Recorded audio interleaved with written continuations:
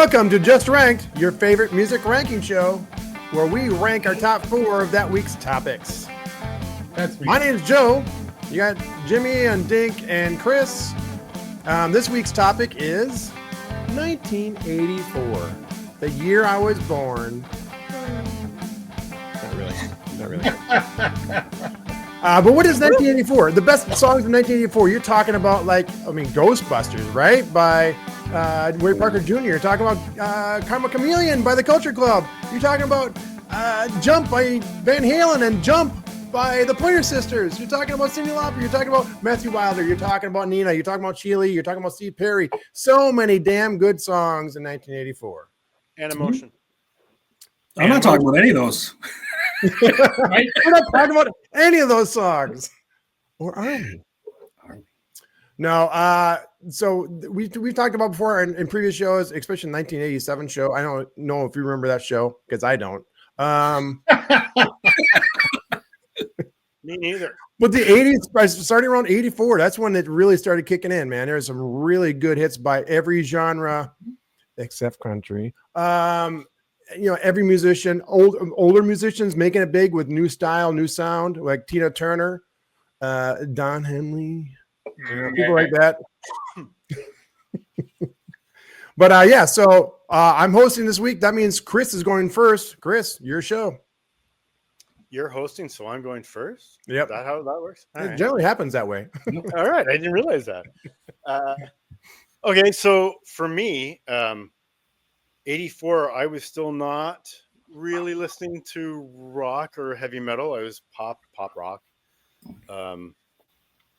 Disclaimer, I think we talked about this pre-show. I left Van Halen off, Depeche Mode, because I feel I've talked at them nauseum, my love for those bands, those songs.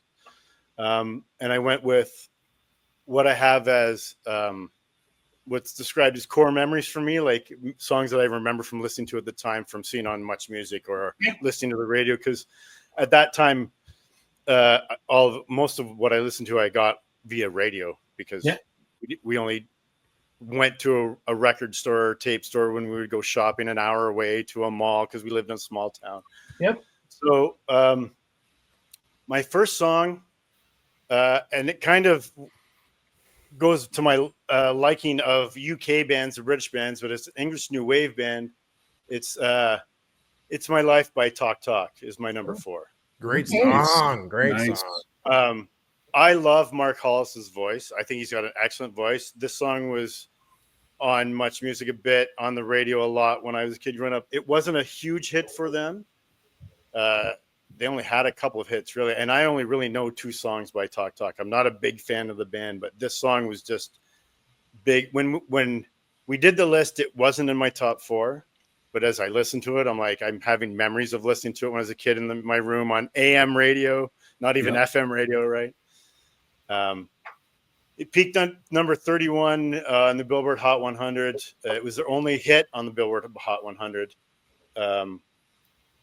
Number 30 in Canada. Hit number 1, though, on the Disco Top 100, Dance and Disco Top 184. Wow. Really? They were considered disco? That song was at the time, anyway. That's weird, eh? And it's actually weird there was even a disco chart then still. Right? But I guess it's dance. And I would argue that they weren't disco, but it was called dance disco at the time, and maybe that's when the disco chart was morphing to dance. Dance, right? Yeah. And for younger listeners and viewers, AM radio, the AM stands for American Made. Okay, go ahead. Oh, is that what that is? You didn't know that. We didn't get taught that in Canada. Well, according to Trump, America invented everything. So That's true. I sure did.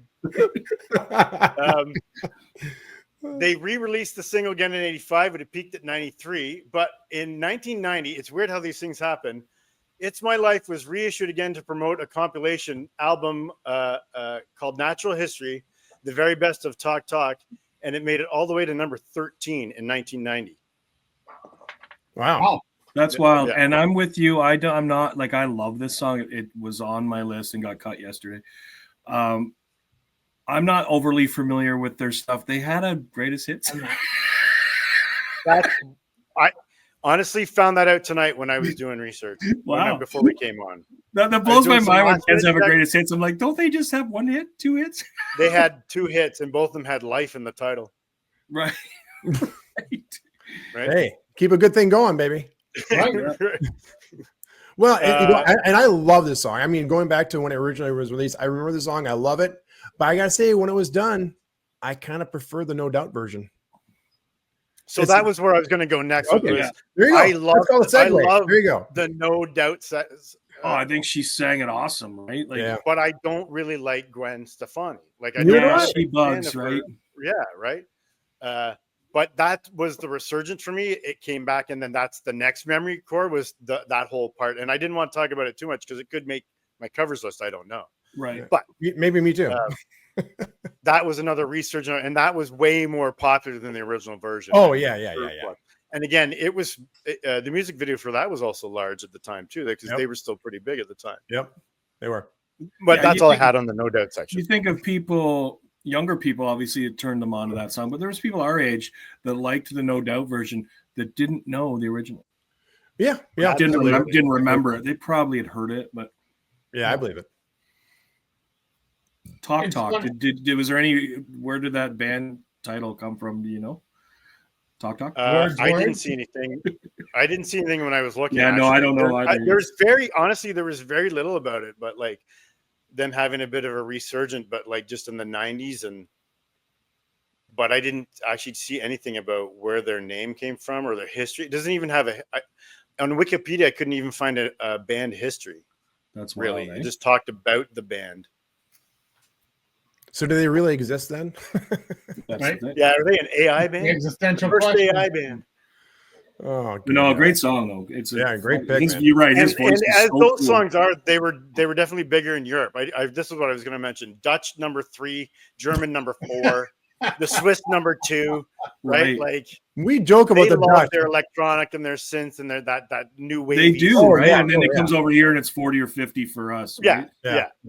But it's kind of funny. We talked about the Dutch charts, last episode and with the Ozzy episode, a couple episodes ago, and we laugh, but they obviously know what they're talking about. So yeah, right. Yeah, good pick, man. Good pick. Well, it's funny. Sorry, go ahead, Jimmy. I was going to say you mentioned AM radio.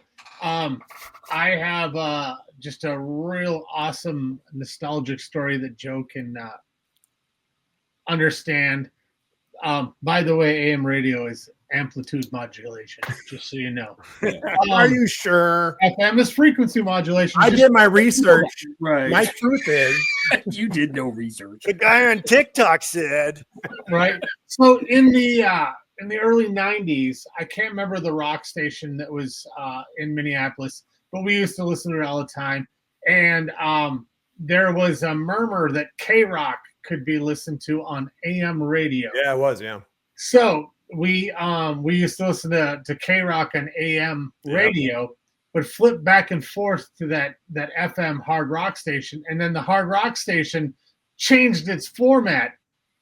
5 days of REM, It's the End of the World as You Know It. 5 days. That's what they played. Solid.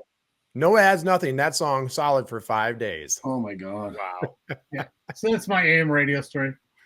And the funny thing is, we listen to K-Rock, it'd be barely coming in. It's all staticky. We'd still be listening to it. Oh, listen to this. Anthrax is on the radio. Yeah. All we had in my hometown was AM radio that you could get clear because it was in town. And any FM we could get, it was like classical, old country, unless I could get across the lake to Rochester, and you'd get 98 PXY, which was pop, right? When Casey Kasem Countdown and all that shit. 84 for me was we could get now it's a news radio 680 in Toronto, which was CFTR at the time, which was a rock station, and an easy listening FM station out of Barrie. That's all we could get. And then when I got my driver's license, we could drive to like Kerr Park, and you drive and park in the back parking lot. On certain nights, I could get Q107 to Edge 102 from Toronto and FM. We'd sit there for as long as we could get the reception on our fucking car and listen to we couldn't get it. Like rock music, right?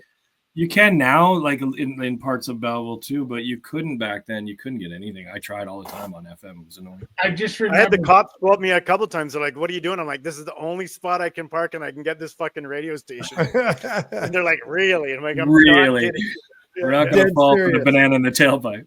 Not gonna fall for the banana in the tailpipe." that rock station was 104, like the Eagle or the Oh, yeah. something or other, and Yeah. that was the same thing. It was spotty. Like Right. certain areas you could get it. It was like, whoa, this is great. Yeah, And then yeah, you go a half a block away, and it was like, Yeah. Right. so. All right, All right. carry on. Number 3, brother. Number 3. Okay, so are you ready for some CanCon? Because the next 3 are CanCon, and I'm not sure you're gonna know who this next band is. I don't know what CanCon is. Canadian Content. Canadian content. Hold God on. damn it, We need a warning. We invented that too. So this band was huge for me in public school.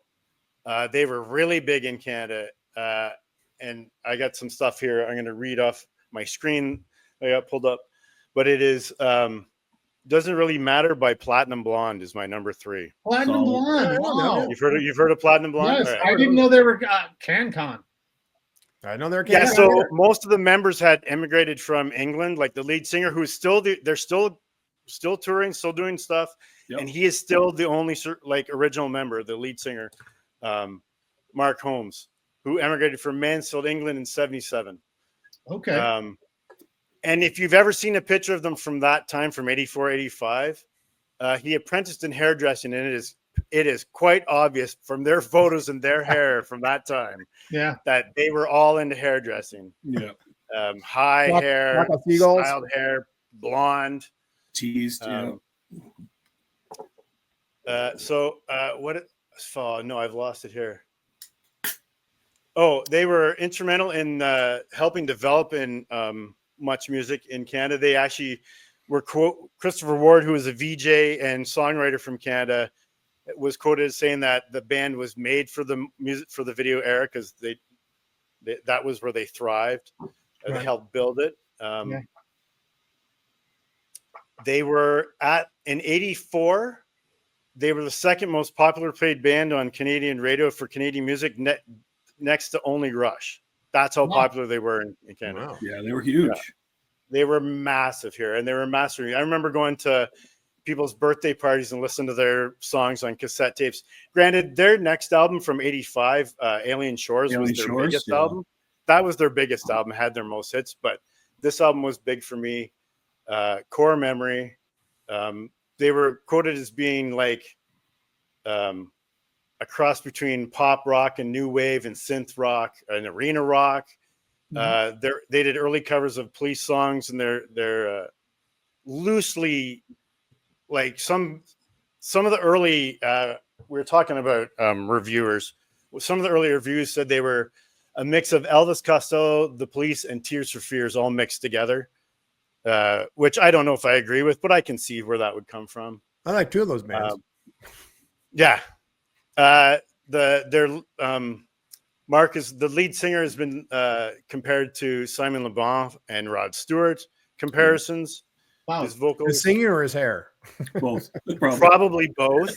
Probably both. Mark Holmes, that's his name. Quoted as being called the new kids of the block of their time. They did a free show in Toronto at City Hall in '85 or '86. 35,000 people showed up. 40 people got taken to hospital. Girls were fainting. It was like Elvis was there. Wow. 40 people went to, Crazy. So they were huge in Canada at the time and big in my life. So there wasn't a lot about the song in general. There was just a lot about them as a band. Yeah. So that's all I really have about them. And you guys are familiar with that band, you said? Yep. I know of I've heard of them. Yeah. I know of them. When we did our Canadian episode, and neither Chris and I had them in the episode, I did a clip on our socials, and the start of the clip was, "Are you sitting comfortably? Then we will begin." And that's the beginning. And that's the start of this song. That's the start of Doesn't Really Matter. That's the start of that song. And there's a big drum break in it too. So Jimmy, you might like the song actually. Sweet. And it was the first time I remember seeing the synth drums, the octagon shaped drums. Yeah. That's what he used in this. It didn't chart in the US. It charted in Canada, but only 43. They only had a number. That seems low. It seems really low to me. They only had one number one, and it was on Alien Shores. It was "Crying Over You," which was number one in '85. And I find that a little odd too. But yeah, this didn't chart higher. "Stand in the Dark," you know what I mean? Like before Alien Shores. "Stand in the Dark," which was the second single from this album. Not in Love, Crying Over Situation. Oh, sorry. Yeah. "Stand in the Dark" 43, Sad Rain 57, and "Not in Love" 44. Those were the three from that album. Yeah, Not in Love. And all of them Not in Love was I didn't really care for, but it was 44. It's a good song. It's not one of my favorites. They had a greatest hits too. It was called the 7-Year Itch, and it was the 7-year combined of like 3 albums. So, on a personal note, the guy that used to do the sound and lighting at the ROM for the events and concerts there, in about just before COVID, probably like 8 years ago, was their road managers. They were doing like little casinos around Southern Ontario and stuff. And Mark Holmes' son was his weed dealer before weed was legal in Canada. Oh, right, nice. That was his contact. Solid. Right. So. Yeah, before it was legal, now there's are there weed dealers anymore? I don't think so, because there's I can walk up the block and go buy 2. Right. There's one at the end of the block. There's one at the top of the block. There's 16 everywhere. You want to buy some weed? No, man. Fuck. No, good pick, man. It was. We talked pre-show about Canadian stuff without giving away our songs, and I said I cut my Canadian stuff, but that didn't make my list of even being cut. So, but it's a good pull because I love that song. It wasn't on mine originally, like I said, but then when I started listening to stuff, I'm like, I have to go with nostalgia because I don't listen to a lot of '84 stuff now. And if I do, it's Van Halen, Depeche Mode. And I never really got into, as much as I respect or listen to a little bit of Priest or Maiden or any of that stuff, I wasn't into that. I wasn't into Kick-Axe. Heel-X, I like a couple of songs, but I really wasn't into them till later. Right. So I just went with like my. It's funny you mentioned those two. In the next year in '85, I saw Kick-Axe open for Helix in Belleville.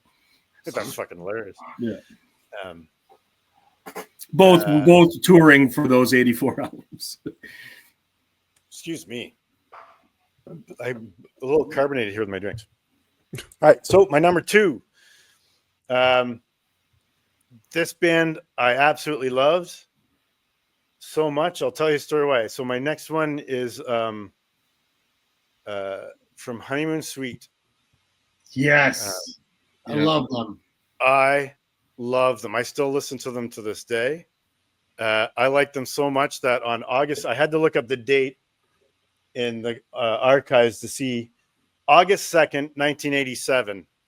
I was driving by the Bracebridge Arena, and I didn't even say the song, did I? So I just said Honeymoon Suite. So it's Burning in Love by Honeymoon Suite from the album Honeymoon Suite.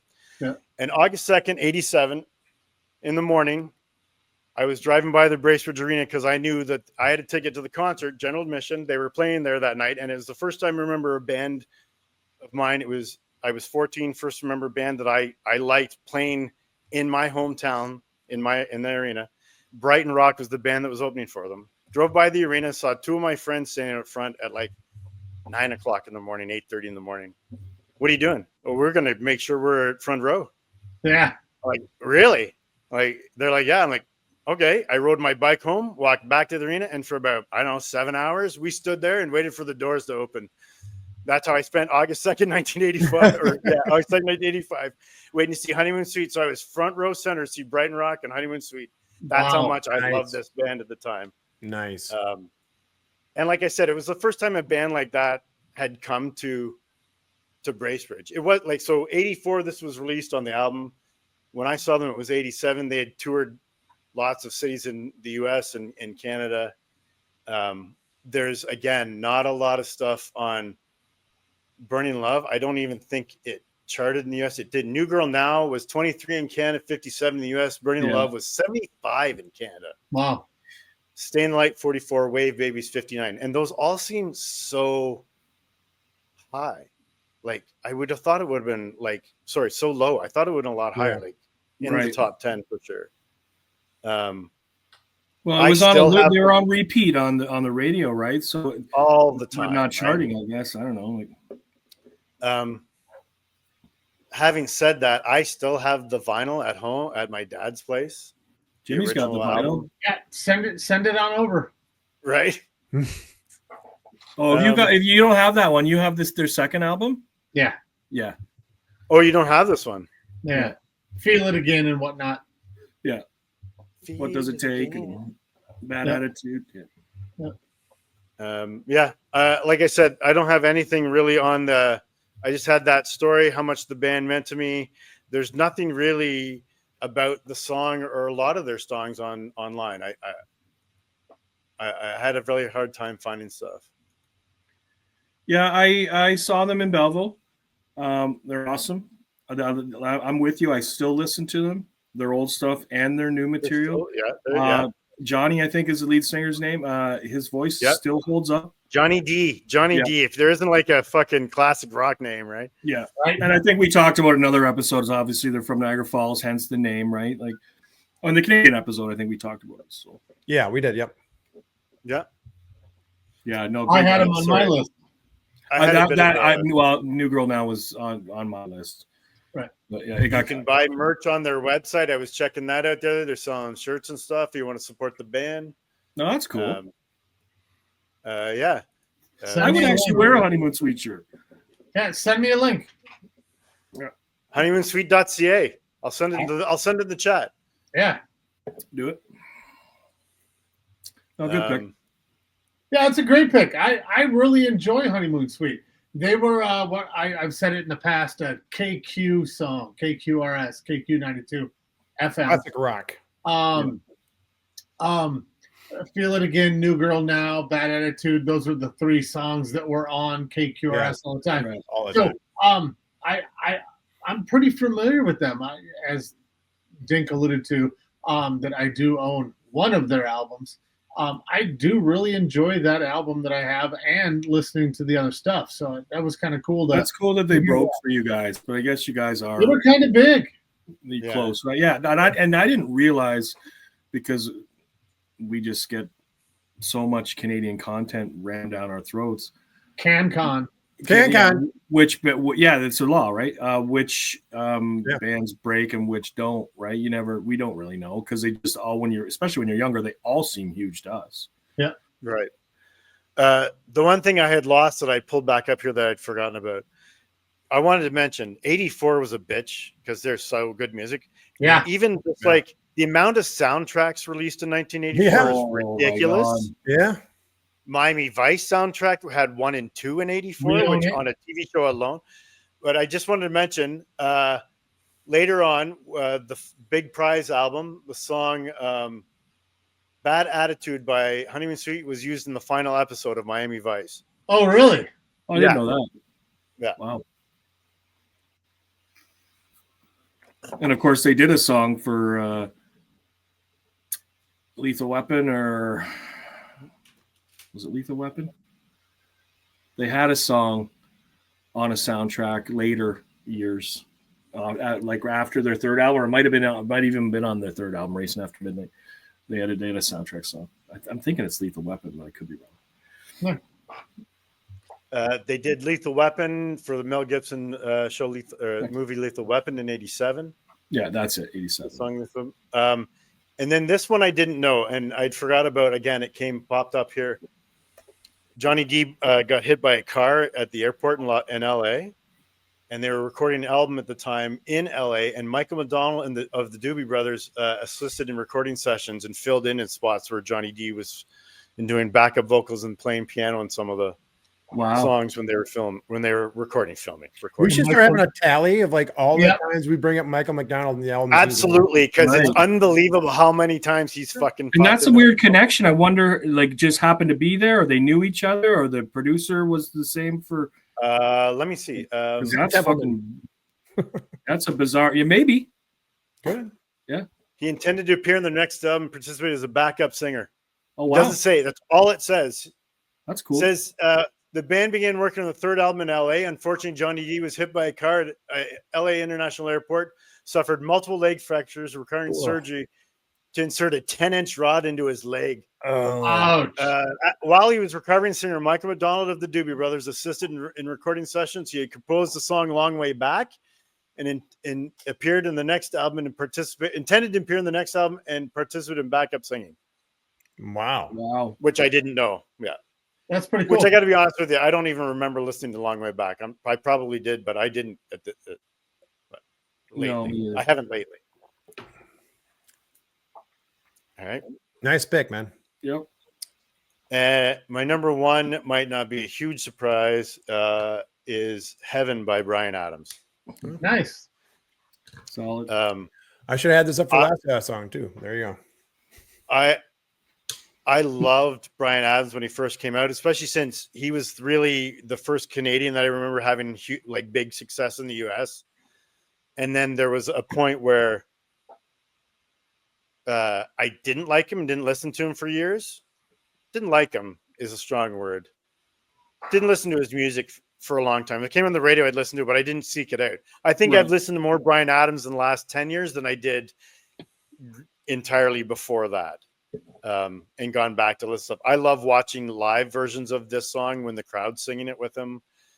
I like when the drunk guy jumps up the stage, starts singing, and Brian just fucking waits for the guy to get thrown out and just picks up where he fucking left off. Right? There's some cool things I found out about the song that I know. So it's from the album Reckless, and it almost didn't make it because him and Jimmy Levine, who helped him on this album, both thought that it was too soft for the album and they weren't going to have it on Reckless. And then in the final hour, Bryan Adams decided he wanted it on there and just threw it on there. And it obviously became a huge hit for him. Right. It worked. Yeah. It worked.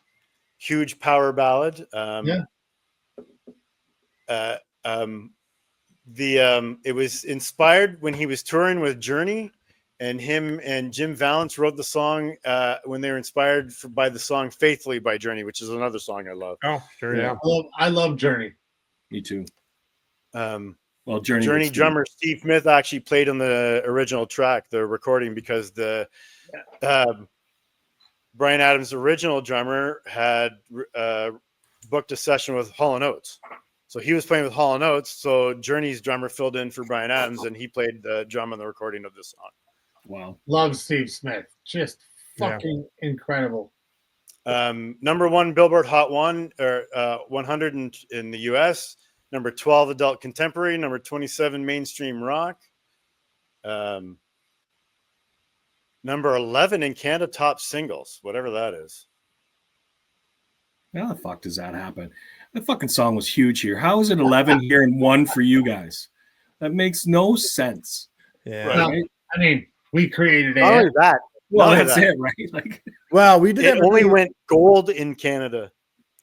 we did Platinum in we did the have a platinum in scandal the in UK, United States. platinum in Spain, platinum in New Zealand, platinum in Denmark, and Everywhere- platinum in everywhere Brazil. but are we just being spiteful here? Like, Gold in But Canada. what did I the think Dutch so, do? honestly, I think at one point at a certain point in his career, he suffered from Canadians like, Bryan Right. Adams. You know what I mean? Like, yeah. Malays. Yeah. and he did he had a reputation a little bit for having an attitude, but I mean, he was so successful in the US and no other Canadian artist was at the time. I mean, he's Right. doing a duo with Tina Turner. Like, are you fucking kidding me? Right. On a That's all. personal note, my wife had a conversation with him, and because my wife does not know like pop culture or pop music at all, she had no idea who he was until after the fact. Yeah, you were He was saying that. displaying Like, some of his photography at the museum when she worked there, and she was talking to him about his photography. And after about a 10-minute conversation, she walked away, and somebody goes, "Do you know what that was?" She's like, "Yeah, it's the artist for the photography shows. That's Bryan Adams, the singer, like one of Canadians' most successful singers." And like He's on the Sure, like- flag. played a couple of songs, and she's like, "Oh, that's Bryan Adams. Oh, yeah, I know that." Like totally oblivious. Wow. But she Which said is he was probably- super awesome to talk to, really nice. I was gonna down say, to he earth. probably appreciated that fact too, because he actually got to talk legitimately about his Exactly. his art, his Exactly. photography than his music. Yeah, nice Right, pictures. real You want to conversation. talk about fucking Run to You? Nice pictures. Yeah, right. And honestly, Run to You, it could have been Run to You or Summer '69. I love all those songs from Reckless. Reckless is a great album. So good, right? Yeah, it's a Like, Great powerhouse. album. Yeah. That's my number one. That's all I got. Anybody good. else got anything to List. say about Heaven or the list? If not, Jimmy, it's up to you. I like most of the songs. I'm not familiar with the Talk, but yeah, they're good songs. I love Honeymoon Suite. I love Bryan Adams. As I said in another episode, I can't remember which one it was. I think it was the Canadian episode. That my youth was surrounded by Bryan Adams. So I really I still enjoy him. Actually, I enjoy him more now today than I did at that time. Kind of like what you were saying. Yeah, me too. Yeah. So all right. So 1984. I guess I'm going to do a dink disclaimer. yeah, we're all gonna have one. I think. Normally, Van Halen 1984 would have been through I'm and gonna through do on Dink. this list. We talked about Van Halen so much in our very first episode. Please go back and watch, listen, enjoy, tell us about it. But I'm gonna take an effort to take Van Halen 1984 off of my list. So these songs would probably be 2, 3, 4, 5 versus a number one, which would have been Van Halen. Just that's my disclaimer. Yep. So 1984, I was 12, 13 years old. I had an older brother who was metalhead or classic rock metalhead, if you will. So I got to hear a lot of music that a lot of my peers probably didn't. So I was this is my baptism to metal in 1984. There were so many amazing albums, metal albums that came out. So my list is going to be metal based, metal inspired, just for the pure nostalgia of 1984. I could have gone Prince. I could have gone a lot of just amazing pop music, but I'm going to go to my silo, and that's going to be metal. Number four, we talk kind of in jest a lot about it, that I am the Christian rock aficionado. Jesus loves the little children. Number 4 is a Striper song. Holy shit. Yellow and Black Attack. It is Yellow and Black Attack, loud and clear. This, my story, how I know Striper, is when I was a kid, my mom would send me away 7, 8, 9 weeks to every camp that would take me. And one of those camps was asthma camp, because I had asthma. Pretend you have asthma, honey, okay? Just pretend you have it. Yep, no, I had asthma. I was a weak kid. Another camp I went to was Christian camp. Yep. It was the Nazarene camp, summer camp. It was a week long. I went with my best friend Kevin. Hey, Kevin, love you. And there, they didn't really allow any mainstream music. And this kid was like, "Hey, check this out. It's metal."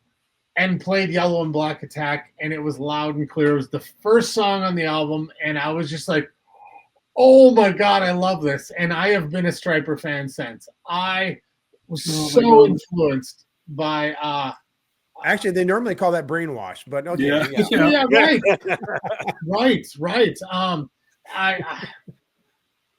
I was well, it would have been brainwashed if the leaders at the camp were playing it. Right, exactly. You must like this. Right. I didn't have to dance around a circle or have sex with the main minister or anything. But you will. Yet. Right. It's still early in my life. Robert Sweet, the drummer, was such a major influence on my playing, my style. He had this weird setup on stage live. He played, his drum set was set sideways. He called himself the visual timekeeper because he did a lot of the, the flashy shit. He had chains coming straight down, holding on his cymbals, and it was so cool seeing these chains. And visually, it was amazing. I admit I'm a Striper fan. I enjoy Striper. I would go see Striper right now if the opportunity came. I thoroughly enjoy it. The messaging, it's not my bag, baby, but This sort of thing ain't my bag, baby. One book, Swedish-made penis enlarger pumps and me. This sort of thing is my bag, baby. the music is fucking incredible. The lead singer and is the lead guitar player, plays most of the solos. Basically, it's the same core of musicians. Tim Gaines is gone, the bass player. Perry Richardson is the bass player now. But Loud and Clear, it's kind of one of those early metal. The recording's a little muddy, a little wet. It's not very pristine. They did re-release it from 84 into 86 with a new album cover and not quite remastered, but less muddy.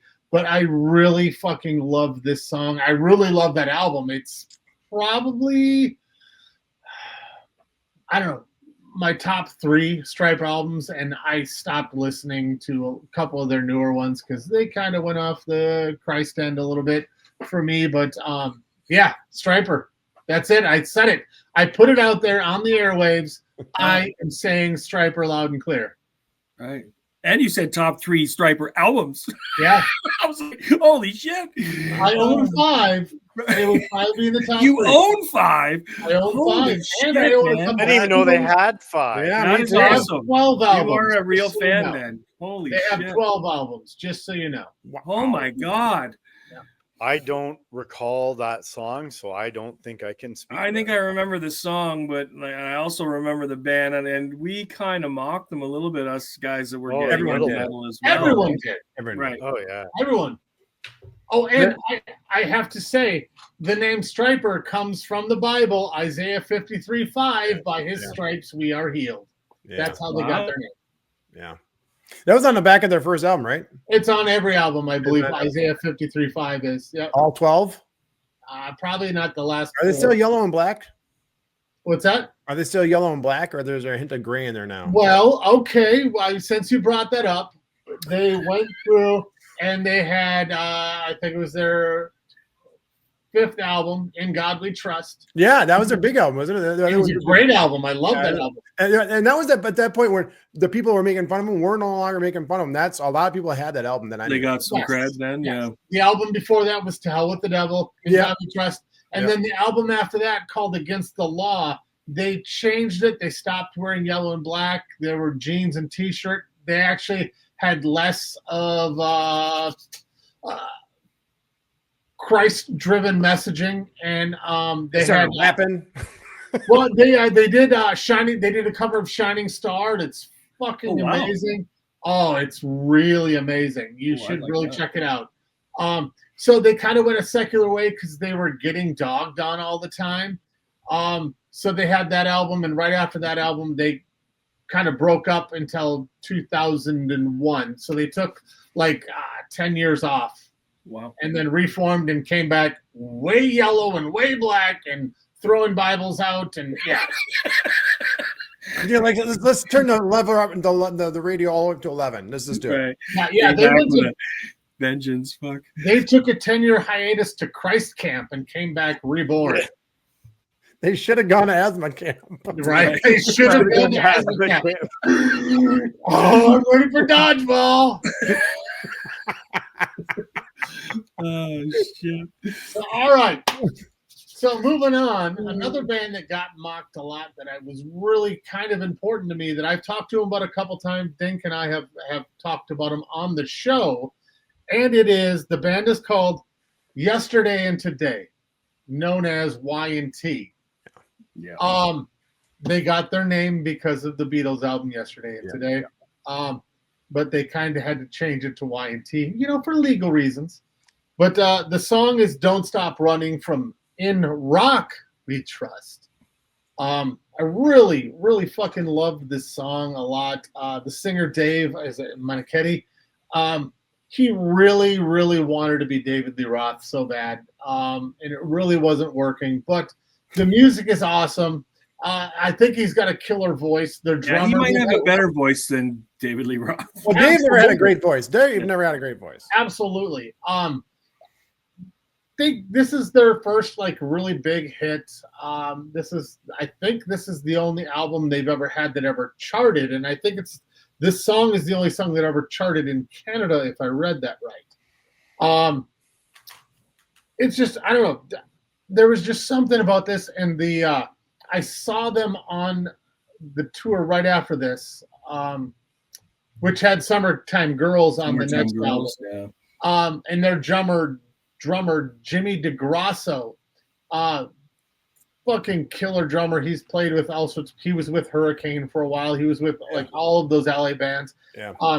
And seeing them live made me go back and really listen to this album again, because my brother had this album, so that's how I was exposed to In Rock We Trust. I own the vinyl now, but I've been a Y&T fan since. I really like Y&T. Now, are they world beaters? Are they the greatest band out there? No, but nostalgic wise, it made a great impression on me. So that's number 3. Y&T, Don't Stop Running. Yeah. We all have those bands. Like I said, one of my favorite bands. You talked about them before being the drummer of this band, but the Hurricane, not a huge band. LA Guns, a big band. These are bands I absolutely. Kingdom Come, which got slammed on more than any other band when they came out, right? Love Kingdom Come. Oh, big time, because they sounded like Zeppelin, but everyone else is okay for white. White. Only a handful of songs. Just that "Get It On" is really what stabbed them in the heart. But it was okay for Whitesnake to do that. It was okay for a bunch of other bands. Greta Van Fleet.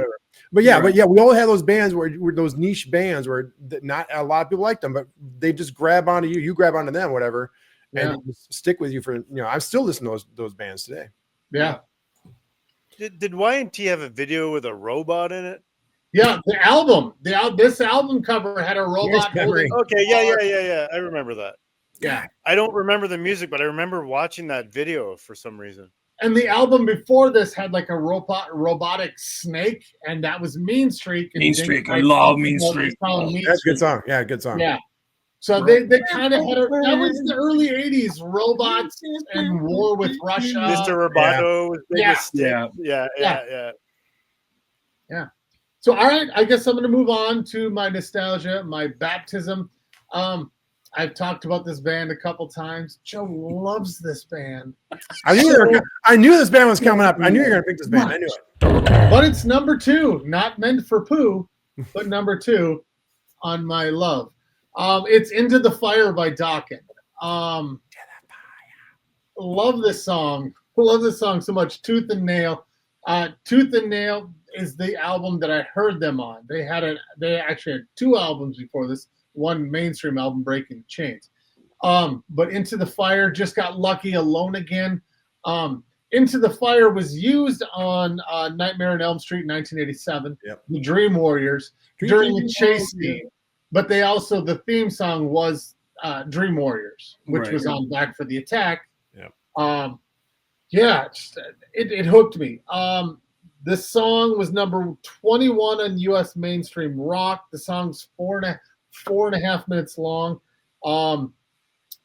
Love George Lynch, and from the first time hearing this guitar player made me go, wow, this is different. I love this. And I got reeled in. So I have been a Dokken fan, hence the shirts and the Dokken references through the entirety of our Just Ranked show. This is the one that of the 3 you've done that doesn't surprise me. Yeah. The other 2, I was a little whoa, especially Striper.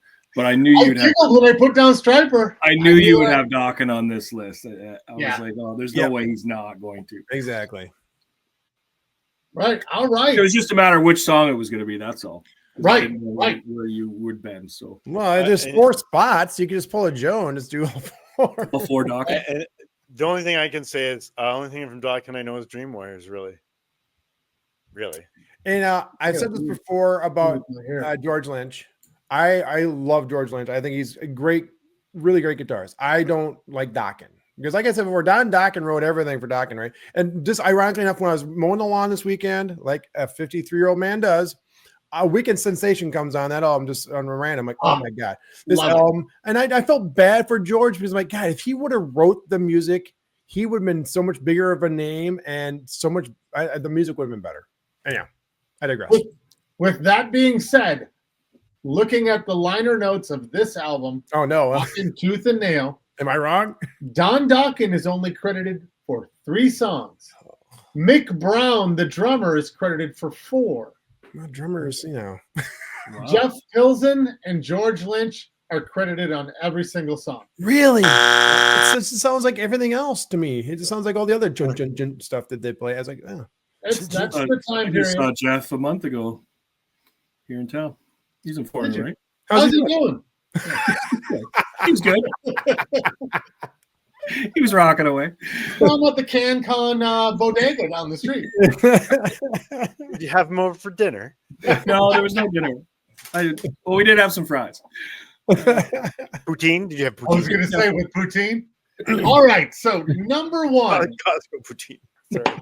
So number one, there was a huge band in my life that forced me into other bands and find other music and pushed me past the Rush progressive rock stuff, and it's Queensryche. I love Queensryche. Yeah, I me too. adore Queensryche. We talked about on our other show, Queued Up. Go back and watch it. Continue to watch it once a month. What we would pay to see a show, and the question posed is, who would you pay for $300 to see? And I said the original lineup of Queensryche. Yeah. Their first album, The Warning, the big song, the big song from this album is Take Hold of the Flame. Fucking incredible. That is clearly the standout song on this album. His voice is just operatically beautiful. Scott Rockenfeld's drums, amazing. Chris DeGarmo's guitars, in particular, this solo, it's a doubling. So he starts the solo with 3 phrases, does a couple fills, comes back to the same 3 phrases, but does some key changes and a bunch of bends in it and a couple dives. I love this song. I fucking love Queensryche, and I love this song. So it is my number one. Yeah, I think you and I have talked about this privately, Jimmy, as we may have talked music a few times throughout the last, 30 some odd years we've known each other. Once or twice. The Warning is the only Queensryche album when it came. I don't care for, just because when it came out, you guys, I said here before. God, I sound so negative. Iron Maiden. I'm like, I don't like this. I don't like this. But it sounds like they sound like Iron Maiden light. But next album, Rage for Order, is where they found their real sound. Oh man. And they took the capes off. And no, they put the capes on for Rage for Order. That's true. That's right. They did. Yeah. But yeah, no, great pick, great band. Another band I think was this in a niche its own. I mean, they had the one huge hit, Silent in the City, but they didn't go gigantic like one of those bands I thought should have, especially with Empire and Operation Mindcrime. Yeah, but I mean, I'm talking about where everybody, the everyday person, knows them. You know what I'm saying? Right. Like, Silent City. Yeah. Great pick, though. Great pick. Yeah, solid. I like Jeff Tate's voice.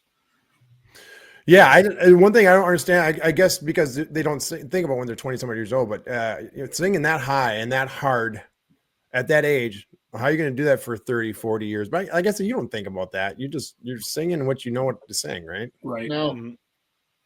Well, what's kind of, you talk about, because he was kind of the singer of the late 80s. Everyone was trying to emulate him. Yeah. Especially the prog rock stuff. Yeah. Yep. He wasn't even a singer. He used to play keyboards, and they used to do this open jam with these group of friends. He didn't really call himself a musician, but he just had fun with music. And these other friends were in other bands in Seattle, and they all got together and they, fucked around and played music and drank beer and, did this stuff. They talked about music. And the singing guy, I don't remember the name, irrelevant, didn't show up. And somebody said, well, why don't you just sing? and he fucking blew everyone away, and Queensryche was born. That group of friends ended up being Queensryche, those 5 guys. Yep. That's wild, eh? Queensryche was also my gateway to Dream Theater, Fate's Warning. Really? That makes sense, though.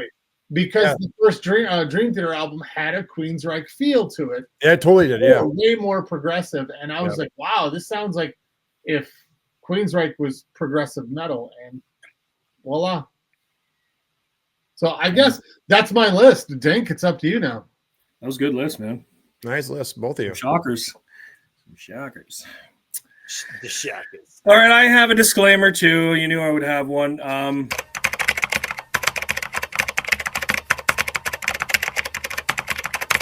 So it's not just Van Halen for me. I kind of alluded to it to the guys in pre-show, but I have almost a list within a list. I have 4 songs here that I'm going to say that have been on other shows, that I've mentioned on other shows. And in fact, 3 of the 4 have been number 1s for me on other shows. I'm not talking about them tonight. They did not make my list, but they are Foreigner's I Want to Know What Love Is, Metallica's Fade to Black, Van Halen Drop Dead Legs, all number 1 on those shows. For 2 of the artists. Metallica was number 1 on the ballad show, and Deep Purple Knocking at Your Back Door, which the Perfect Strangers album was 1984 as well. I talked about that song in the opening track episode. I'm not talking about those 4 songs, not because I don't love them. They would, all of them, or definitely Metallica would be on this list. Yeah. But I want to talk about other songs, and I got creative here, and I was actually, as shocking as your list is, my number 4 here surprised me that it made my list. It is a cheeser. It is "I Can Dream About You" by Dan Hartman. Oh, wow! Remember the song? Streets of Fire. Yeah. That is song, Streets man. of Fire. Okay, It's a good song. nice pull. Streets of Fire. It is a good song. And do you guys know who Dan Hartman is? I know the song. Bill Hartman's brother. Not Phil. No relation to Phil Hartman. I looked that up. So I knew he was familiar, obviously, from his solo work, but I was like, he was in something else, but I couldn't quite remember. So when I was doing my dive for information on the song, other than because I knew it was also from Streets of Fire, and I knew the video had scenes from Streets of Fire, but mostly him on stage playing it, right? Before he did his solo work, he was with Edgar Winter. So he wrote and sang Free Ride, their biggest song. No Wow. shit. Wow. Yeah. So I did not realize that for all the years we've sang Free Ride and listened to Free Ride, and it was on the Days Confused soundtrack. I'm like, that's fucking Dan Hartman. Wow. I had no idea. So then, like, not to get off course here on I Can Dream About You, but it did kind of send me down a bit of a rabbit hole. Absolutely. As it will do. Yep. So 3 of the 5 members in the Edgar Winter group are passed, and I think that they deserve a mention here. 1 is Dan Hartman, no longer with us. Rest in peace. 1 is Ronnie Montrose. Oh, wow. Montrose fame. Rock Candy. He was the lead guitarist in the Edgar Winter group. And a couple of months ago, we lost Rick Derringer. Right. Also played on Free Ride. Mm-hmm. I didn't know that. I didn't know either. Huh. Yeah, I know. Wild, eh? And Randy Joe Hobbs was on bass. He played with Jimi Hendrix and Montrose and Derringer as well. Yep. And of course, Edgar Winter's in the group. What? He's still with us. So. I thought he was just listing his name out. Franchising. But anyway, I thought that stuff was kind of cool. But anyway, the song itself, like you said, was in the Streets of Fire soundtrack, which is, of course, with Diane Lane, yummy. Willem Dafoe, Amy Magadan. You know who Amy Magadan is? Yes. Not that we're a movie show, but she's John Handy's girlfriend and Uncle Buck, and she's Costner's wife in Field of Dreams. Oh, yeah. Bill Paxton's in that movie. Rest in peace as well. And E.G. Daly. Go back to our 87 episode. I give E.G. Daly some love. Oh, by the way, my phone now, since we've mentioned, is all E.G. Daly. Yep. Yeah, she's pretty active on Instagram, and she apparently I follow her now. You probably do. just by me, proxy by me. But anyway, I don't have a lot on the song. Number 6 on the Billboard Hot 100. It was a big song. I was just, and that's probably why I dove into this other stuff, because there wasn't a lot on the actual song, and I don't want to go too much into the movie. I was just stunned at myself. I'm like, I can't believe this is making my list. I knew I really liked this song, but it just kept moving up, and I kept pushing other songs down. And the more I listened to it, because I don't actively listen to it, but I don't ever turn it off. And I was like, no, I do really, really like this song. Yeah, it's a good song. This song's making my 4. So yeah, that's awesome. 4. Yeah. As soon as you said it, I went right to the video. Moving time. Yeah. Good song, man. Yeah, I had no idea he was singing Free Ride. I had no idea he was singing Free Ride, and I've sang that good for you, myself. because you're like, how do I know that name? And you pull that out of your butt and you do your research. That's awesome. Yeah. No, and I will remember it forever now when I hear Free Ride. I'll be like, Dan Hartman. I'll pull that nugget out with somebody who won't know the Free Ride song, let alone who Dan Hartman is. Right. Hey, you know who this is? Yeah, we'll start giving him the love like we did with Paul Carrack. So it's like, right, exactly. You know what bands he was in? How many hits he had? Yeah. Whew. All right, I'll move on to my number 3. My number 3 is not surprising. It's on this list. I thought it might be on Jimmy's list. It's often considered a one-hit wonder, but it is "Turn Up the Radio" from Autograph. From the '84 album "Sign and Please," and they're borderline for metal or rockers. They almost had a bit of a cheese factor for me. Oh, totally. Yeah. The radio rock. Yeah. Radio rock, right? Like not just because radio's in the title, but radio rock. Yeah. But I love just songs named for radio. I did love this song, right? Yeah. I don't know. It was, the notes I have here, it was almost left off the debut album, but RCA, because RCA didn't like it, but the band insisted it be included. Good for them, because it's their biggest song. I mean, it broke them. Right. It was written about 45 minutes during a jam session, and that almost shows with some of the lyrics. Over the last 3 or 4 shows, man, we've proven that, number one, good songs are written quickly and very often the last song written. And number 2, record companies have no idea what a hit song is, because they have no clue, right? No clue. Oh, we can't put that on. That's garbage. No, we have to have this on the album because it's the only song anyone will ever know by it. If you've ever seen any of their videos, most of the time it's like a live performance type thing. And I used to always give that drummer a lot of ribbon, because that ham sandwich had a double bass with one tom in the middle and like 35 cymbals, and never used that tom, and used his snare and his cymbals. And I say ham sandwich because he looks like he would be eating a ham sandwich and playing with one hand. So some of the names of their Blondes and Black Cars. Oh yeah, I know. I was looking at their stuff. I was like, Jesus. Yeah. They had some funny. But I did own the first 2 albums at that time. I owned this on cassette and played the shit out of that one song. In fact, that song was number 5 on my list. Wow! If you go to my, if we had an honorable mention, if we only had honorable mentions, if we only had an honorable mention, then it probably would have been it. Yeah. It much like Dan Hartman, it was on the list, and then as I cut stuff, the shift happened. Right, I was like, "Oh, here it comes! It's going to be on the list." But I do love it, right? And that guitar solo, I really like it. It's kind of segmented and compartmentalized, but I really liked it because there was kind of some futuristic techniques that we hadn't seen yet. Outside of Edward, but some really cool tapping stuff in there, and some triplets and some trills. So the solo I always thought was really cool. Well, and my wife will do that to me all the time. She'll be like, some song come on the solo, like I am the king of solos, or I'm the the arbiter of what's a good solo, right? But she's like, honey, so what do you think? Is this a good solo in this song? I'm like, I don't know. For me, if the solo fits the song, I don't care if it's 2 notes. If it fits the song, perfect solo. And this is one of those perfect solos. Yeah, it's great. Perfect for the song. Any other notes I had, it was featured in Grand Theft Auto Vice City. Oh, really? So that might have gave them a small resurgence. I don't think it was a huge. Yeah. After the Autograph disbanded, the lead singer, Steve Plunkett, wrote and produced music for various artists and TV shows, including the Seventh Heaven theme song. Wow. I don't think you're legally allowed to talk about that show anymore. Maybe not. It charted 53 on the Canada Top Singles, 17 on the U.S. Mainstream Rock, and 29 on the Billboard Hot 100. Yeah, I believe it. That song was everywhere. Yeah, it really was. And that's all the notes I have. But yeah, that's my number 3. It's a good pick, man. And pretty much the song of the day, too. Yeah, for sure. If I had an honorable mention, it wouldn't be it. All right, good to know. I'm just kidding.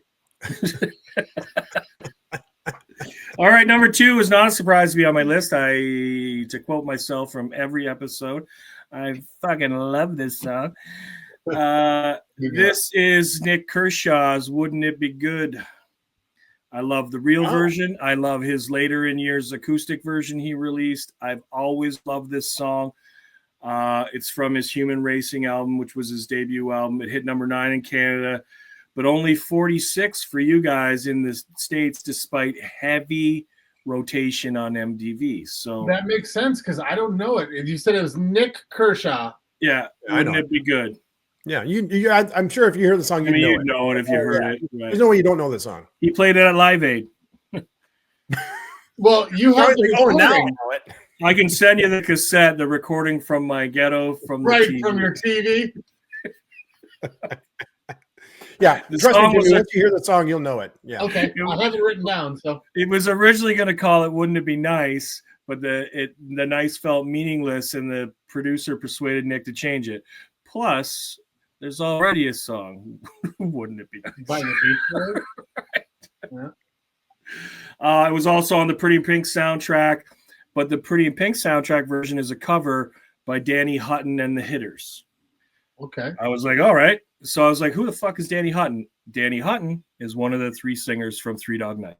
Oh, wow. Jesus. Wow. This is the shit. Like, if we're not informative to anyone that watches or listens to us, I'm learning shit that I probably should have known by looking some of this stuff up, because we've talked before we started this show, as much as music lovers we are, unless you already knew nuggets, I'm not actively searching songs I listen to all the time, and now I am, and I'm like, I wonder what the guys from Three Dog Night are up to. Right. I wonder, that guy did a cover. I would have never known that. And respectfully, you are like the 6 degrees of separation of anyone. We could mention someone, you'd be like, oh, did you know this? Yeah, great. I'm putting more shit in there. I don't need any more shit in there. That's just great. You pull out this E.F. Hutton guy out of your hat. Right. E.F. Hutton. I love I'm it. I'm use it at my next party. I'm bringing up now. Dan Hartman Nuggets, and I'm bringing up friggin' Three Dog Night, because they don't come up in conversation. Right? Just bring them up at inopportune and like inappropriate times, too. And you guys listen to Three Dog Night? No. Well, you should. Dude, we're at a I funeral. celebrate the whole catalog. I bet they didn't have 12 albums. Oh, shit. Right? Fuck you, All right. non-Sniper fans. I will move on to my number 1. My number 1 was. I was gonna hold on. Let me just say, Dink, that video. Oh yeah, you was- love the this video- song, do you not? Love. Well, it's funny you should say that. It was number 8 on my list. Nice. It was in my top 4 in the beginning, and it got pushed down by some of the other ones. But the video was massive here. I Yeah, remember watching it totally, all right? the time. Yeah, I I love want to that go. song. I want to hear the song. So maybe when I listen on Spotify, Yeah, and you might not like I it. have it playing. You might. Won't hear it on YouTube. Nope. You might not like it, Jimmy. It's not your flavor back then, but you probably could You'll know the appreciate it song. more now than if you heard it in '84. You probably wouldn't have given it the time of day if you were listening to Striper. Yeah. Right. I mean, I was listening to Duran Duran at the time. That's too, true. so- That's true. So yeah, it's not that far of a jog It's to really that. not, no. So Yeah, yeah. It is one of those songs when it comes on, I automatically start singing. I know the lyrics. If you ask me to say the lyrics right now, I might not know them all, but when it's on, when it's on, you can sing along, right? Very catchy melody. Yeah, very catchy. Very Sorry. singable song. No, that's it. That's good. Okay, number 1 was easy, was a cinch, was always going to be my number 1 for '84. Unlike Joe, I fucking love Judas Priest. Which one? Give it to me. This is not their most well-known song, but this song is famous for other reasons. But this is my second favorite Priest song. My first favorite is, because we probably won't ever do a Priest episode, maybe, is on the album previous, which is Electric Eye. But this is Eat Me Alive. Okay. On the Defenders of Faith album from 84.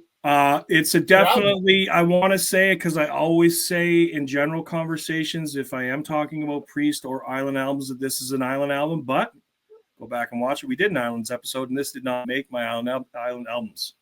So if we did a list of 10, or we do the series and never revisit, this is going to get some consideration because I've always said this Defenders of Faith is an Island album for me. I love this album, and I love next year version 2.0. Yeah, back to the island we go. This song, great childhood memories. They're a top 10 all-time band for me. So sorry, Joe. I don't know. It's got a fast pounding start, great guitars like a lot of their songs do, and then it's Rob's voice, right? But this song, for some people that don't know Priest that well, but this song might sound familiar, this song was number 3 on Tipper Gore's fucking list of 15. Filthy 15. The Filthy 15, right? By the PMRC, by that rotten bitch and her cronies. Yeah, so the PMRC believed that the lines, I'm going to do some reading here because I want to make sure I'm accurate. Believed that the lines, I'm going to force you at gunpoint to eat me alive, referred to oral sex. So then there is some cloudiness here because it made me laugh today when I was reading it. Oh, there's definitely a lot of cloudiness there. Probably not where you were going, but there's definitely some cloudiness. Yeah, I totally didn't even mean that, but you know. So irate were Priest at this ludicrous and nonsensical interference in their art that with a response entitled Parental Guidance appeared on their next record. And if you know Priest, right, so that is a direct song at like, fuck off, we don't need your parental guidance. And that song is borderline cheesy for Priest. They kind of got a little too radio for me, but I still like the Turbo album. Rob is quoted as saying, the world had gone mad. The PMRC were trying to use all these great songs for their own agenda, which in the long run counted for nothing. But then he goes on to say, I still remember writing it, Rob adds of the song, which, in fairness, was something of an unashamed ode to S&M, bondage, and fetishism. I'm like, oh, why are you so pissed off then? They weren't that far off, right? Well, I don't think he's probably pissed off. He's probably pissed off they're using the song for their own agenda. Right. Right. He said, we all came back from the pub completely off our heads. The guys were laying down the riffs, and by the time it came to my part, while I got the heavy metal horn, I just belted out these crazy lyrics, and they seemed to make sense. Now, this is the funniest one. So that was from a metal magazine when Rob was interviewed. Another article by the Rock and Roll Globe. Wow. Oh, them. Right. So I took this because I thought it was just gold. Eat Me Alive, the song that landed Judas Priest number 3 on Tipper Gore's PMRC Filthy 15 list. It's yet another cheeky Halford lyric about the joys of receiving a blowjob. As Dee Snider cleverly quipped at the infamous Senate hearing, songs allow a person to put their own imagination, experiences, and dreams into lyrics. People can interpret it many ways. Miss Gore was looking for sadomasochism and bondage, and she found it. Well, but she found it because Rob said that's what it was about. And then the article went on to say, certainly cannibalism was not on Halford's menu, at least nothing more harmful than a liquid lunch. I'm like, oh, I got to include that. Because whoever that writer was, that's golden. Yeah. But anyway, that's what the song is kind of known for. If you're not a Priest fan, if you do know that song at all, but I'm familiar with it. Yeah, I love that album. Like could have been any song off that album. That just happens to be the highest ranking in my Priest. So, yeah, that's my number 1. That's my list. Jimmy, got something else? Yeah.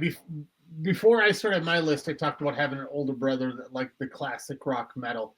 Judas Priest was my brother's band, so nice. Judas Priest was played all the time because we shared a room, so I shared his music. A lot of Rob Halford, a lot of Judas Priest, Nugent, Styx, all that stuff. And the big thing that I want to say is rest in peace, Dave Holland. He died in 2018. He was the drummer on this album. Yeah, that's my note. Sorry. Yeah, and they're still performing. They had an album out last year, which is really good. Like KK's not in the band anymore, I don't think. No, because he's got KK's Priest. Right. That always works out well when you have two of the same band. Well, Queensryche. I think anytime you see an interview with Rob, he looks good, right? He sounds good. He's very pro metal. He's very logical, right? Like he makes jokes about how the stuff he was wearing and the stuff that he was singing about, and people had no idea. Right. How did you not know I was gay? He would say that all the time. Yeah. Right. Yep. He would. Yeah. Yeah. He referred to himself as a flaming fairy. Yeah. Oh yeah. He definitely throws darts at himself. I'm not a huge fan of the band, but I love I'll stop watching him in interviews all the time. Yeah, he's a great interview. He really is. Great. Yeah. He's a great interview. But yeah, that's it. Joe, it's off to you. You can close it out, and we'll see how much Prince we get. Well, here's my very quick disclaimer. I talked that. about Prince in the 80s Billboard songs. We talked about Van Halen. That episode, we talked about Van Halen in the first show. Go back and listen to both of those. So I'm not going to be talking about the same songs. I don't want to talk about the same songs twice. You don't want to hear us talk about the same songs more than I mean, come on. So we're gonna make this a little more interesting. Sometimes you can't get away from it, right? We've had a couple of our Jimmy had Big Love on a couple. Sometimes you can't get away from it if it is. Yeah, sometimes you can. Yeah, that's fine. It's not important, right? Yeah, it's not a golden rule or anything else. It's something I approach my list by, you know. Same. So I had my list done. I told you guys before in pre-show, and then I had notes done, everything else, and then I replaced my last two. So I would say this. If there were honorable mentions, which there aren't, my number 5 would have been What Is Love by Howard Jones. So again, because one of the things I try to do is talk about bands in that week's list, because when else am I going to be able to talk about Howard Jones? You know, right. We're not going to have a Howard Jones episode. Right. That's maybe why Dan Hartman made it. I don't know. Yeah, that's what I'm saying. So I've done it before with other bands too. And I'll do that with go ahead, Jimmy. Respectfully, we have mentioned Howard Jones several times, as well as Thomas Dolby. Well, but how did they get in here? It's great, right? Like, you're right though. We've talked about them, but we've never discussed a particular song or something like that, right? If you had an honorable mention, I would say I love that song, but we don't have. Well, we don't have them anymore, so I can't talk about What Is Love by Howard and another person that I've seen live that I thought more of after I saw him live than I did before. I've heard the same thing, and he's come here just twice in the last few years, and my schedule never worked out. The last time we were somewhere out of town when he was in here a couple of years ago, and it's like I just got to see him before I kicked the bucket, right? That being said, so my number 4 is another band I'd probably never ever get to talk about. It's not Prince. Number 4, this song is the 4th track on their 3rd album. The song is called Jungle Love. The band is called The Time. Nice. The album is called Ice Cream Castle. I own it. Yep. I kind of skirted the rules a little bit. Joe rules about not talking about Prince, because if you don't know, Prince wrote this song. Well, I can't say that. So the song was actually written by Jesse Johnson, the guitarist. So Jesse had some great stuff. Let's go through some of the stats here real quick. The single was released on July 9th, 1984. It topped out at number 20 on Billboard in the US, number 19 in Canada. And you know what? It's a weird thing. Sometimes in these 80s or even older songs, it's hard to find charts for other countries. It's like it'll have random countries and it'll have Canada. It's like, why do I care where it is in Denmark? No offense to Denmark, but you know. So I had to find out where it was in Canada. It's actually a Canadian site. It has Morris Day on vocals, Jesse obviously on guitar, and Prince on everything else. So Prince is playing drums, he's playing keyboards, he's playing bass. The Jungle Love demo was written by Jesse Johnson, like I said before, where later Prince and Morris Day, using his pseudonym Jamie Starr, wrote lyrics and came up with the vocal melody. Johnson was initially credited with the song when he submitted for copyright in May 1984, but after he left the band, because he left the band before the album came out and before Purple Rain came out, where this song is featured. So they took his name, Prince took his name off the album. So it just says written by Prince and Morris Day. In 2017, Jesse Johnson, last few years Prince was live, Jesse Johnson was not a fan of Prince. And it comes back to this song because he thought enough credit. He didn't think he got the money he deserved from this song, blah, blah, blah. But in 2017, he posted his original demo on his Facebook page. It just said, recorded on my 4-track on a cassette tape at Cedar Square West Apartments, 1408 Minneapolis, Minnesota. on my Tascam 8-track recorder. And it's the entire demo. And the demo sounds like the song, only without the vocal melody, because there's no vocal melody. It's just guitars, bass, and a drum, basic drum. He did say, though, in an interview this last January 30th, 2025, he said, I would send Prince songs all the time, and he would just call it Morris Day, and they would just laugh at my songs and just how bad they were. And they tell me, oh, dude, I was laughing, crying. It was so bad. And so he said, I wasn't deterred. And then one day getting out of acting class, because if you're in Purple Rain, if you saw the movie, they're not actors. All those guys had to take acting classes. He asked Prince, hey, I got this song to listen to. He said, sure, I'll listen to the song. And Prince said, he stopped after like 30 seconds. He goes, now that's what I'm fucking talking about. And he said, it's because he kept on kind of dogging on me going, you need something better, man, because this isn't cutting it. And he said, you know what? We're going to cut this song tonight. And they recorded that song that night. That's then cut him out of it. Yeah. He originally offered the song to Lenny Williams, but Johnson took it to Prince, like I said, and they recorded it that night at Sunset Sound in Hollywood, California. And then in 2019, the Prince estate, in conjunction with Jay-Z, released Prince's own version on his the second track of his posthumous album, The Originals. It was Prince's version. It sounds like the Time version, only Prince's vocals. So that's my number 4. Nice. Great song. Yeah, great song. I know it from the movie. Obviously, that's how I've discovered it. The video played big on Much Music. Big time. But it's a great song. I listen to it actually from time to time. It'll come on when I'm listening to whatever. Good song. I mean, no way the song in its lyrical form would be released today, right? Because no. Hey, Jerome, how's my hair? This song, this is my childhood. Yeah. Especially Minneapolis. I don't know about anywhere else in the world, but this is my childhood. Prince, Purple Rain, Sound. The Time, School Days. I mean, all that stuff. Just oh, mine too. We weren't allowed to watch that movie because it was R-rated, so it was always trying to sneak it when parents weren't around or adults weren't around, right? Oh yeah. Some of the best that acting. whole Purple Rain album, that whole era. Yeah, absolutely. Yeah. So I kind of cheated, not a Prince song, but it's a Prince song, kind of, because it's half a Prince song. Besides that, like I said, especially when I had Howard Jones there, I was going back. I'm like, I can't have this song on there, because that'll just be me. I'm like, but this song is so damn good. When am I going to be able to talk about the time again? Dude, it's playing in my head since you said it. So I can't good. stop it. It's been playing in my head since you said it. I mean, it was a movie, Purple Rain, but it was also a movie, Jay and Silent Bob Strike Back at the very end.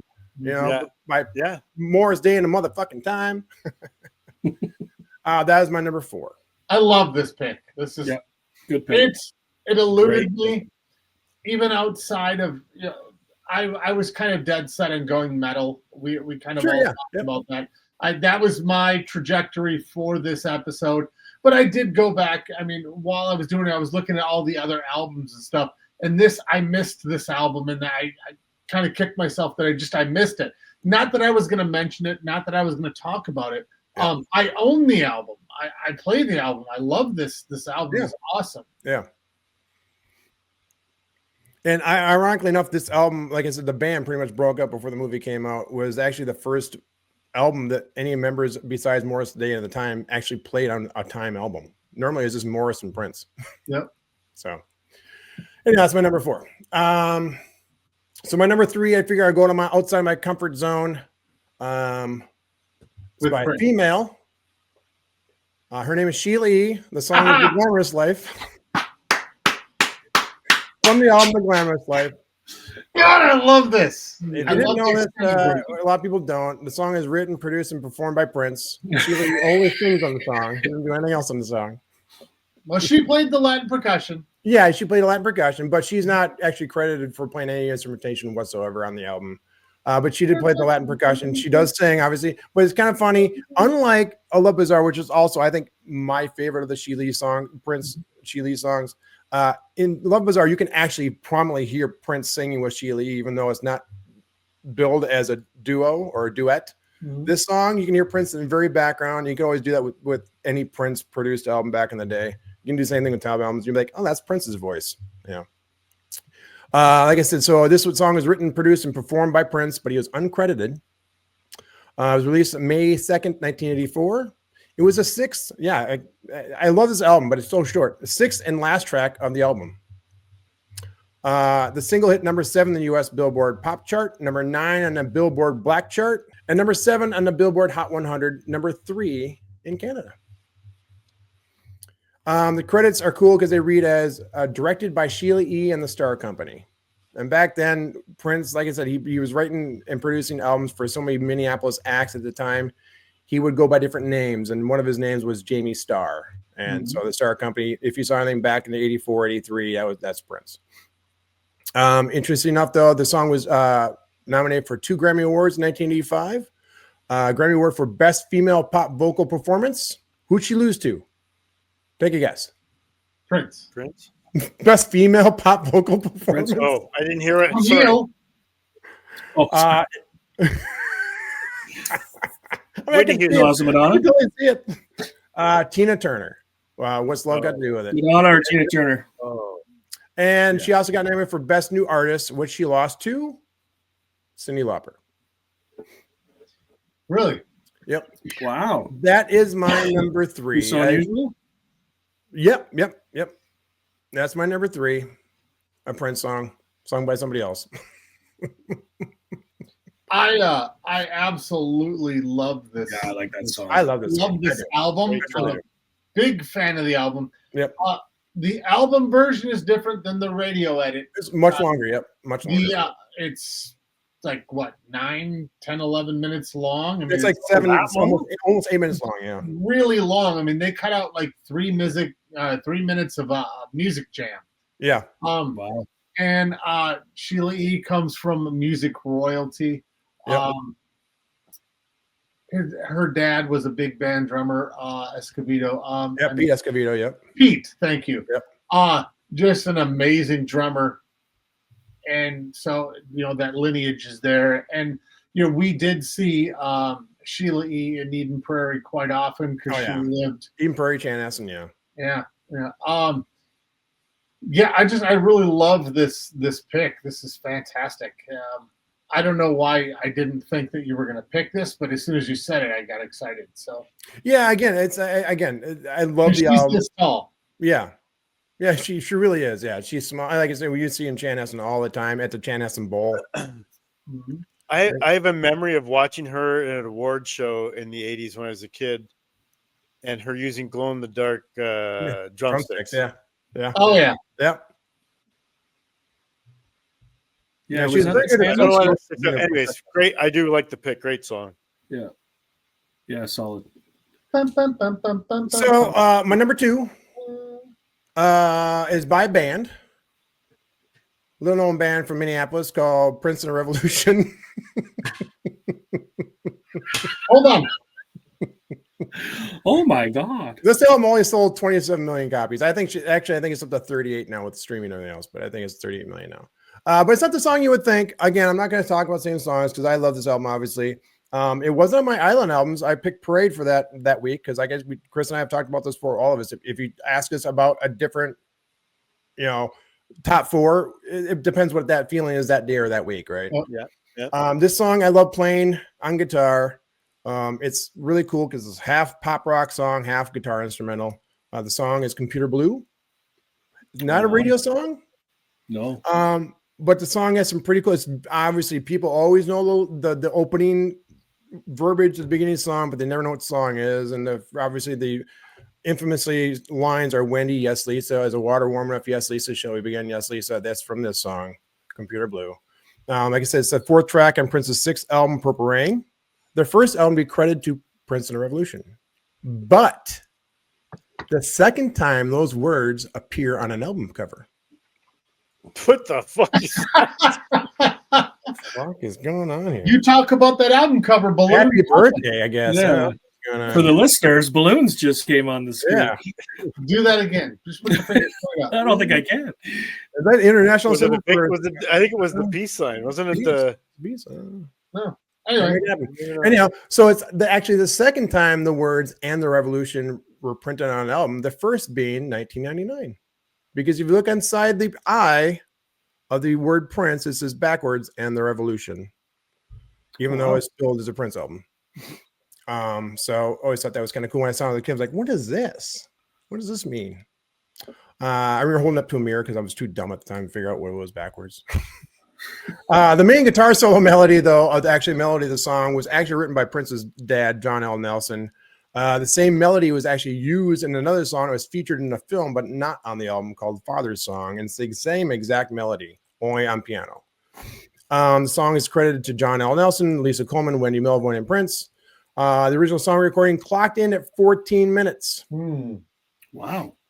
The album version, they removed a verse, a couple of breakdowns, a lengthy solo, a lengthy spoken vocal by Lisa Coleman called The Hallway Speech.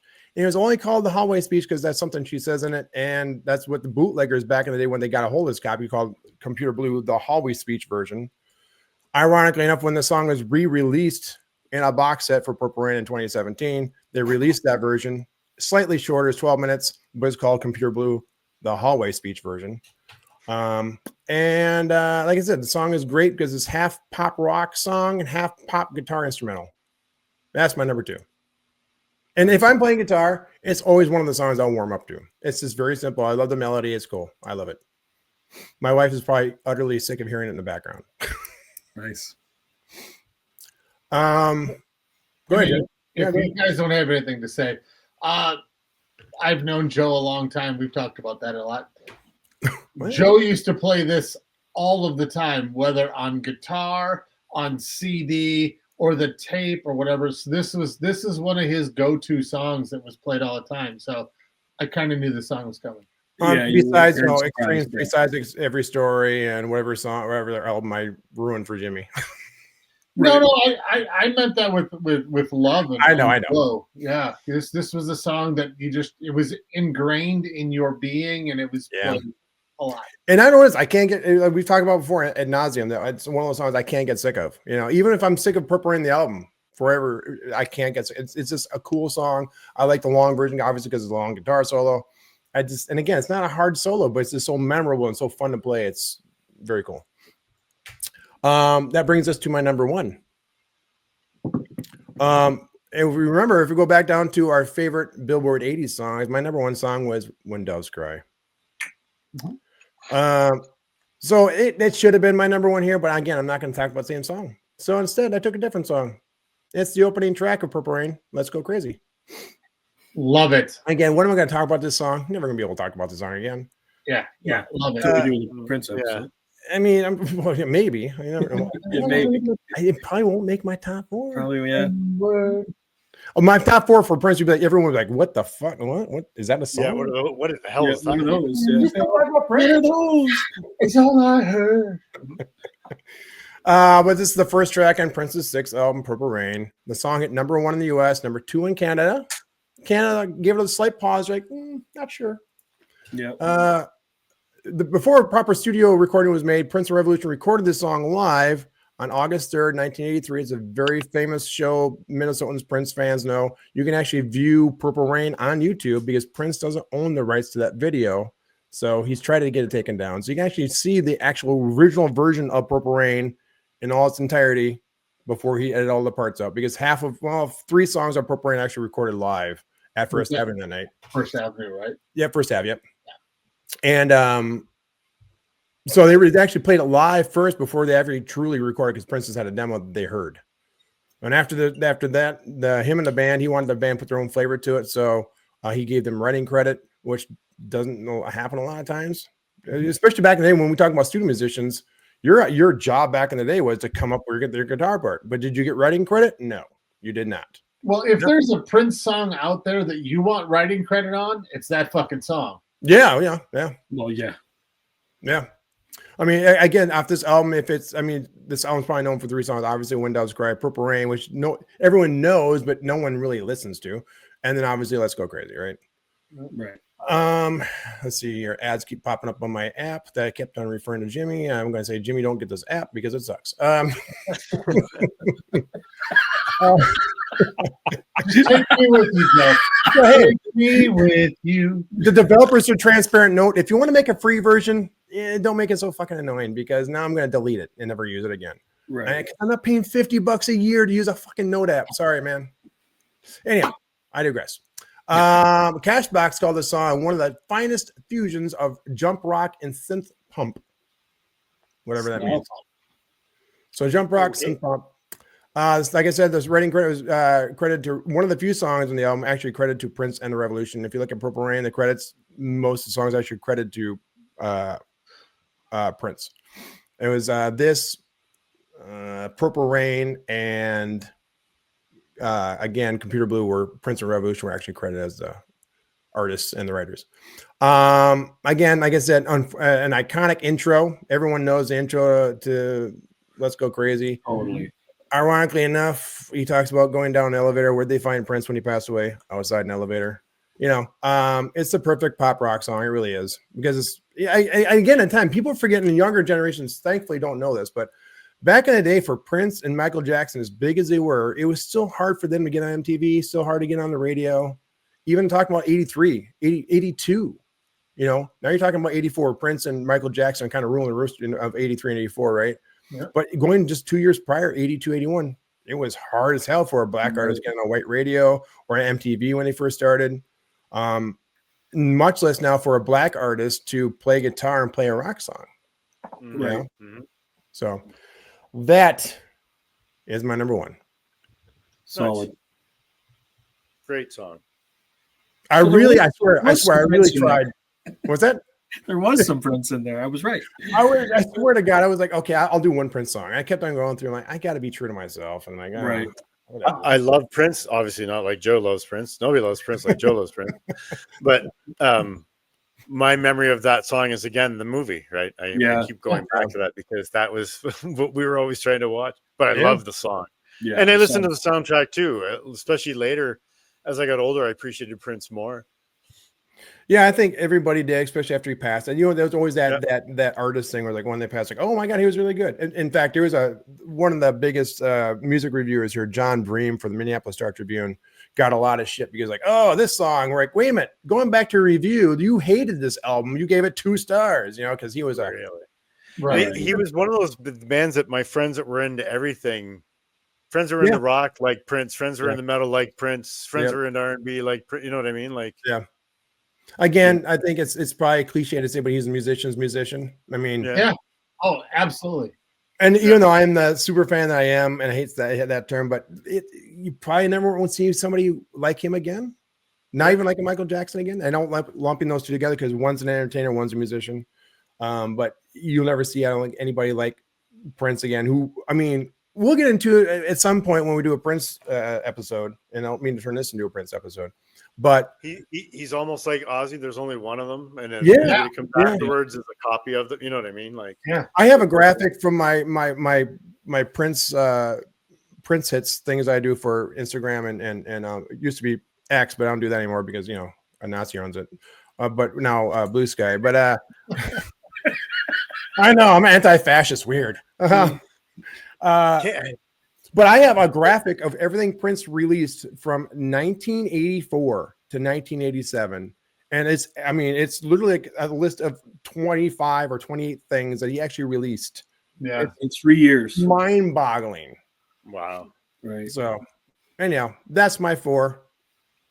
That's good list. Nice. All good lists. Yeah, I agree. All very different lists too. All of them were. Yeah. Which is great. No changes. Yeah, zero. Can't say anything till I say your name. Yeah. No, but seriously, all of our lists are completely different. You know, I mean, we didn't have, I didn't think we'd have any samesies because there's so much breadth of music at this time. But you and Chris came up. Well, we did in '87, didn't we? Yeah, we did. Yeah, I don't know. You tell me. I don't remember that. Well, we had the same artists, I think. I don't know if we had the same songs, but we had same. That's artists. A gray area. But I was so obviously into pop and rock at the time and not heavy stuff, right? Like, compared to what you guys were into. When I really tried, I really tried when we said 1984. I was like, okay, I'm not going to go Prince. I'll have one or two, but I got to get a couple rock songs in it, right? We knew. I could have went like Jimmy, and I just couldn't fit that Dawkins song in there. I just couldn't. Yeah, there were so many like Scorpions, Whitesnake, Rat. All those bands had albums. So many Dio, right? There's so many that had albums out. There were. We could have, right? Well, and I'm surprised Jimmy didn't have Sade. like I said, I wanted to go with some other Yeah. songs, but Yeah. I was focused on doing a metal episode for myself. Nice. Yeah. No, that's cool. Well, in a year from Especially- now, when we do 84 part 2.0, then we'll see. Volume We two. all mix it up, right? Well, I mean, that's a great segue. You know, going forward in the next year, we're going to be probably redoing some of these topics, and we're going to talk maybe like for me, I did all metal, but there's probably going to be a lot of 84 songs that I would want to talk about outside of that genre, that silo that I'm in. So, I mean, it wouldn't be surprising to me that a year from now we do another 1984. Yeah, episode. these year segment ones we can easily. I don't know if I want to revisit a lot of the artists, but easily. the year ones we could revisit for sure. Easily. I mean, it's hard. Like when we did a few weeks ago, when we did a 2015 to 2025 for our 25th episode, we did it because of 25, right? But at the same time, it's like and we talked about then. There's so many songs in 10 years. We Right. could easily revisit any one of those individual years Right. with no problem whatsoever. You know? Easily. And that's a great thing. And again, with you guys, now I'm listening to Big Rex' new album, which both songs are fucking amazing so far. Awesome. Right? Awesome. Is that I'm one like Van Halen? So Van Halen Yes, sounding? yes. Holy shit! Like I said, I wouldn't have had that without this show. And I looked forward when I heard that when you told us that song dropped. I'm like, yes, I automatically added the song, and the next song came like, oh, this is fucking good. Yeah. I wouldn't have that without this show. Even if 2 people watch this show or 1,000 people watch this show, I have this like we were talking about before. Right. Like Dick, you were talking about. Now you have that info. Now you research, but also what everybody else on the show tells you too. Yeah. Right. I think we all do. Yeah, definitely. I'll take dives Yes. on a lot of the stuff. Like, I write down all these songs. Well, I've never heard of that, so now I want to hear it. Yep. So, yeah. And you're right. If we get 2 people or 1,000 hopefully 1,000 to check us out, you got to hope 2 of those people do what we do and go check out some of the music, right? Rather than Right. just our silliness. If I can get 2 people to listen to Alien Ant Farm and Honeymoon Suite, Nice. I'm Yeah. kind of happy. Yeah. I'm with that. I love Killer it. Dwarves, if I can get somebody to buy 1 CD tape album of Killer Dwarves, a shirt, go see their show, I'm happy. The band might hire you. Fuck. I can get somebody to listen to House of Lords. Oh, Right? dude, House of Lords, man, they had some I'll good. find my way home. One of my Columbia House purchases for sure. Yes. Was it a purchase or a theft? Purchase. He got it for a cent. Bill me. Purchase used very loosely. Bill to Ron Jeremy. All right, let's close this out, guys. Yes, no. I just want to thank everybody for watching the show. Again, Thank you. like and subscribe to the show. As Jimmy says, Hit that bell like AC/DC. there you go. Give us your comments, not on YouTube, but you can also do it on any streaming app or a podcast app.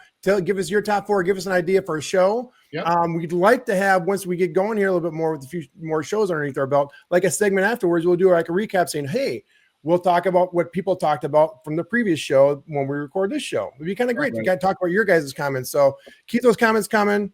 Keep giving your list ideas. Been great. If you want to ever find us, if you don't know where to find us besides YouTube or your audio app, go to justrankpod.com. It's got everything listed there. You'll be able to find us everywhere. I swear to God, one of these days, we're going to get really bored and put up an OnlyFans. It'll be fucking awesome. So You'll find the link there. If you want to see my feet, If you really want to see Jimmy's feet. not advised. Okay. That being said, this has been the best songs of 1984, favorite songs of 1984. My name is Joe. His name is Dink. His name is Chris. And his name is Jimmy. And we are Just Ranked. We love you, but go fuck yourself. Just Ranked is researched and produced by the Just Ranked crew. Edited and mixed by Joe Burkle. Socials and marketing by DJR Media Services. Theme music by Blue Joker. If you're enjoying the show, please set your podcast app to download new episodes and help spread the word by leaving a review and tell everyone you know to listen.